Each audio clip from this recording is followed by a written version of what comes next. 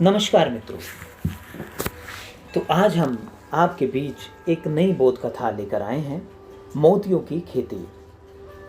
सौराष्ट्र के एक छोटे से गांव में एक चारण किसान रहता था। बेचारा अनपढ़ था, थोड़ी सी जमीन पर खेती करता था। एक बार जैसे ही वर्षा ऋतु का आरंभ हुआ, उसका बैल मर गया।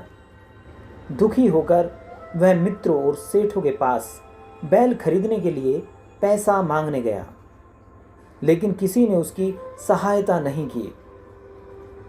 घनघोर वर्षा आरंभ हो गई। किसानों के मन प्रफुल्लित हो उठे। सबने जुताई आरंभ कर दी, लेकिन चारण क्या करता? वह बहुत दुखी हुआ। तब उसकी पत्नी ने कहा, स्वामी, बुआई तो ठीक समय पर ही होनी चाहिए, क्योंकि बोना और घीत आना यदि सही समय पर ना हो तो व्यर्थ हो जाते हैं। इसलिए दूसरे बैल के स्थान पर मैं जुत जाऊंगी। किसान यह सुनकर बड़ा दुखी हुआ, लेकिन और कोई रास्ता भी तो नहीं था। वह खेत में पहुंचा और हल में एक ओर बैल और दूसरी ओर अपनी पत्नी को जोतकर खेत जोतने लगा। किसान जल्दी जल्दी बुआई करने की उतावली में तेजी से हल चला रहा था। उसकी पत्नी बेहद थक गई थी, लेकिन उसे इस बात की कोई चिंता नहीं थी। संयोगवश उसी समय वहां का राजा उधर से गुजरा। उसने यह दृश्य देखा तो द्रवित हो उठा। किसान से बोला, भाई, बैल के साथ स्त्री से काम लेना क्या उचित है? तुम इसे छोड़ दो, इतने निर्दयी मत बनो। किसान राजा को नहीं पहचानता था। बोला, आया है बड़ा दया दिखाने वाला, परंतु तू नहीं जानता कि यह बुआई का मौसम है। अगर आप बीज न बो सका तो क्या बैल खरीदने के लिए किसी ने एक पैसा नहीं दिया। राजा ने किसान की यह बात सुनकर कहा, तुम्हें बैल की जरूरत है? मैं अभी नया बैल मंगवाता हूं। यह कहकर उसने अपने आदमी को बैल लाने के लिए भेजा, परंतु किसान तनिक भी प्रतीक्षा करने को तैयार नहीं था। यह देखकर राजा ने कहा, अरे भले आदमी, कुछ तो रुको, अभी बैल आ जाता है। किसान तिनक कर बोला, बड़ी दया आ रही है तो तुम ही क्यों नहीं जुट जाते?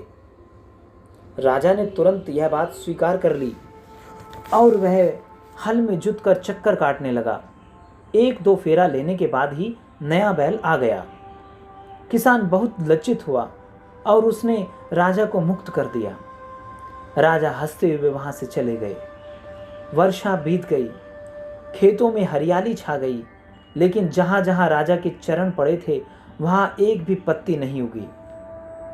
किसान बड़ा दुखी हुआ। बोला, अवश्य ही वह कोई अभागा रहा होगा। लेकिन जाने से पहले उसने वहां की जमीन खोद डाली।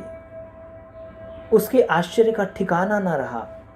जहां जहां राजा के चरण पड़े थे वहां वहां ज्वार के बदले सच्चे मोती झिलमिला रहे थे। उसने सारी जमीन खोद डाली। उसके सामने सच्चे मोतियों का ढेर लग गया। अब तो उसके हर्ष और अचरज का कोई ठिकाना नहीं था। वह तुरंत घर पहुंचा और उसने सारी कहानी अपनी स्त्री को सुनाई। दोनों उस व्यक्ति का पता लगाने के लिए निकले।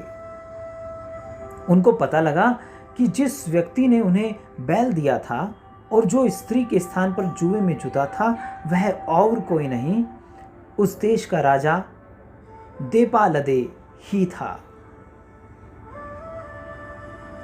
अब तो किसान बहुत दुखी हुआ। कहने लगा, मैं भी कैसा मूर्ख हूं, कैसी भूल की मैंने। मुझ अभागे ने अपने राजा को नहीं पहचाना और न जाने कैसे कैसे कटु शब्द कह डाले। हे देवी, ये सच्चे मोती अपने नहीं हैं, राजा के हैं।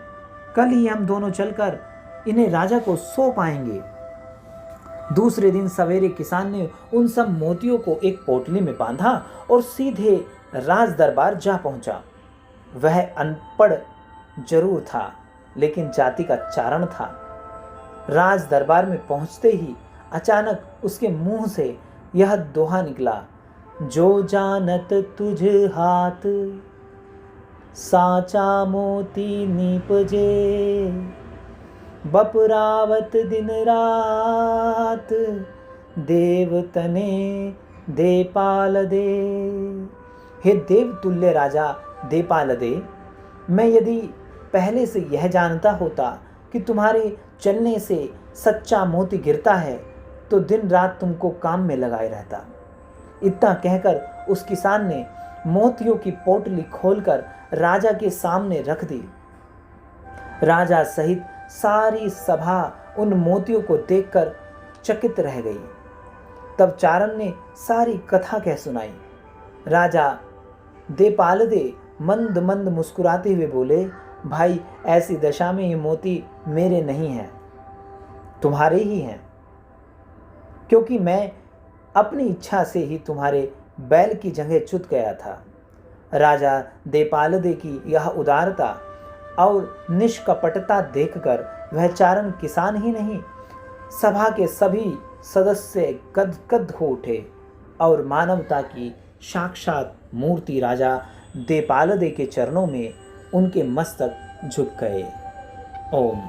आपको यह कथा कैसी लगी और आपने इससे क्या सीख ली, कमेंट बॉक्स में अवश्य